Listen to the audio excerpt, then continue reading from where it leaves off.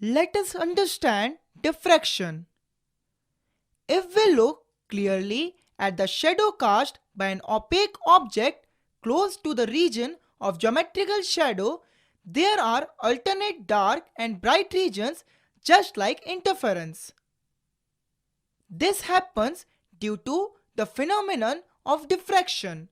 It is general characteristic exhibited by all type of waves, be it sound waves, light waves, water waves or matter waves. The colors we see when a CD is viewed is due to diffraction effect. Even the colors we see in an oil film is due to diffraction. And also the soap bubble is so multicolored because of diffraction.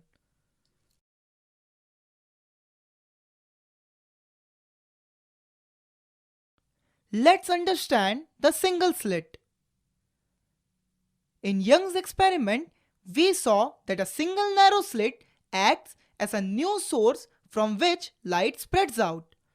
Suppose the double slit in Young's experiment is replaced by a single narrow slit illuminated by a monochromatic source.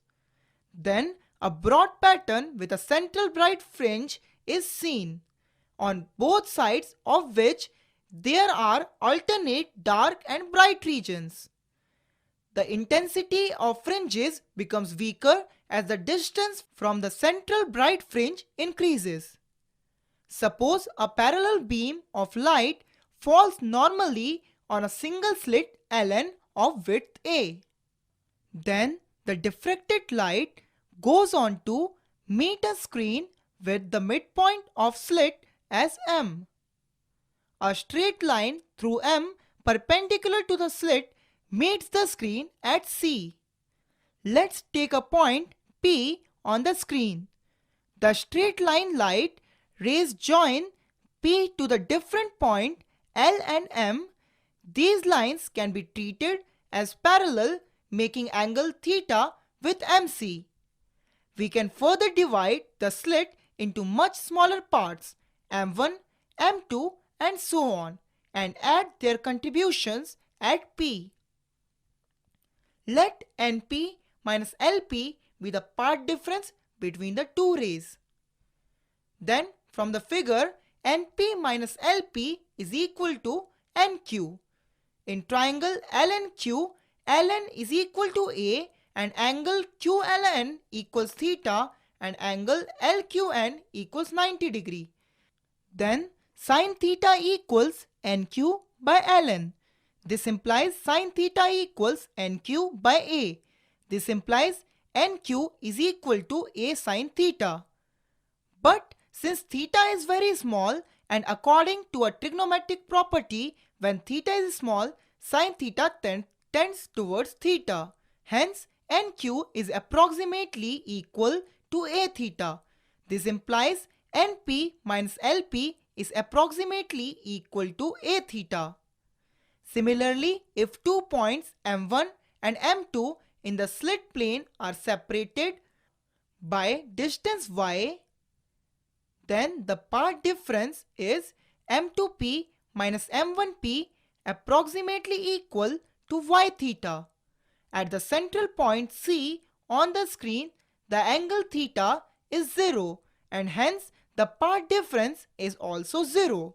Thus, rays coming from all the parts of the slit contribute in phase. This gives the maximum intensity at C. Consider an angle theta for which the part difference A theta is lambda. That is, theta is approximately equal to lambda by A. Now, divide the slit into two equal halves, Lm and Mn, each of size A by 2.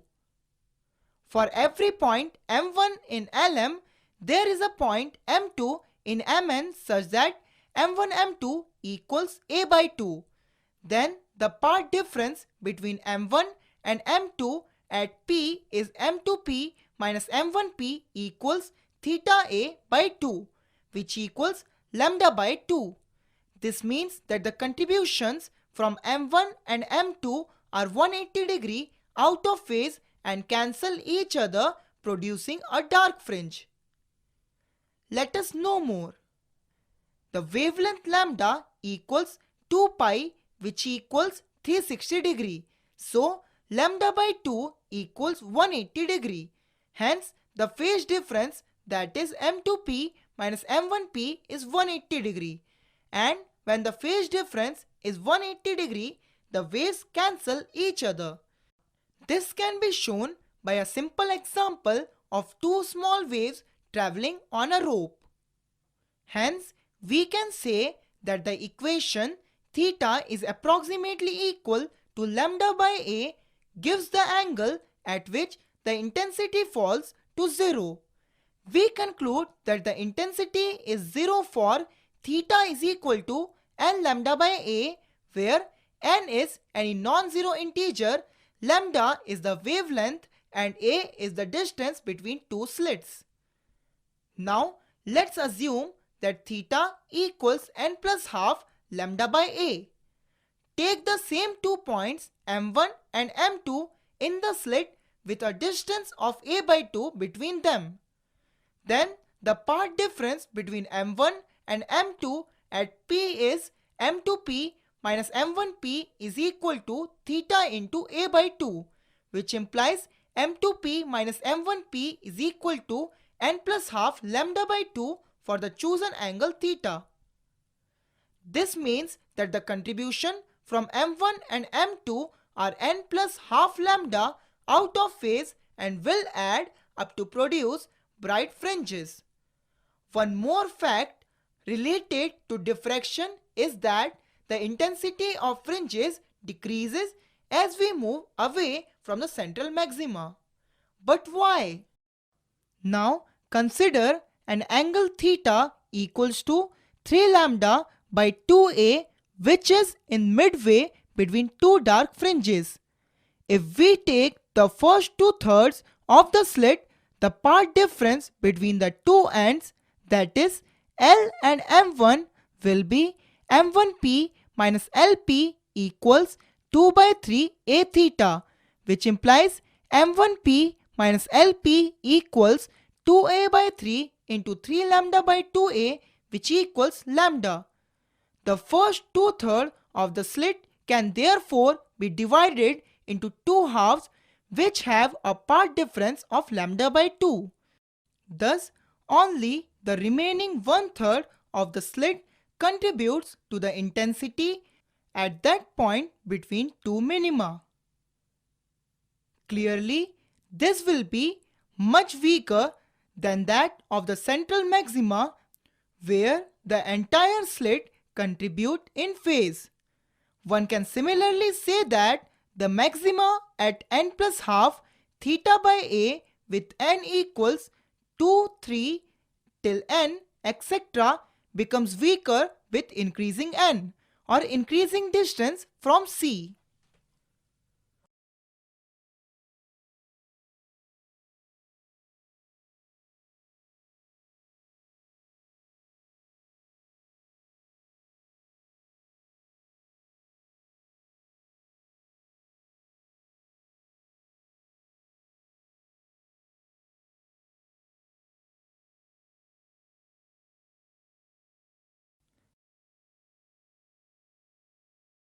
Let's understand difference between interference and diffraction.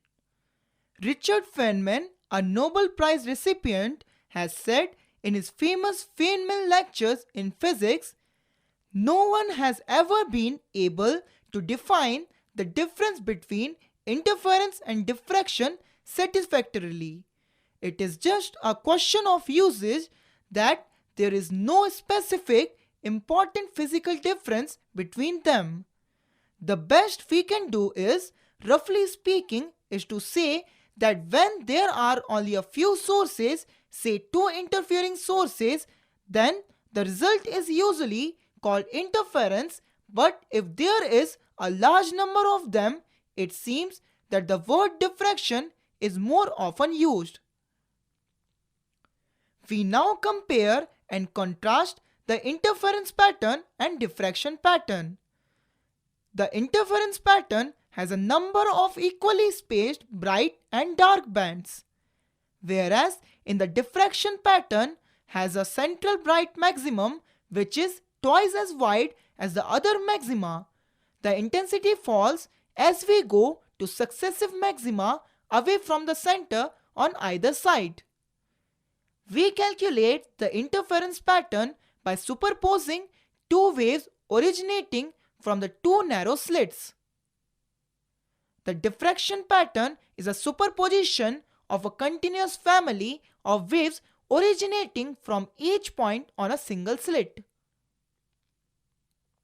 For double slits separated by a distance a, we get maximum at the angle of lambda by a, whereas for a single slit of width a at the same angle of lambda by a, the first null of the pattern occurs.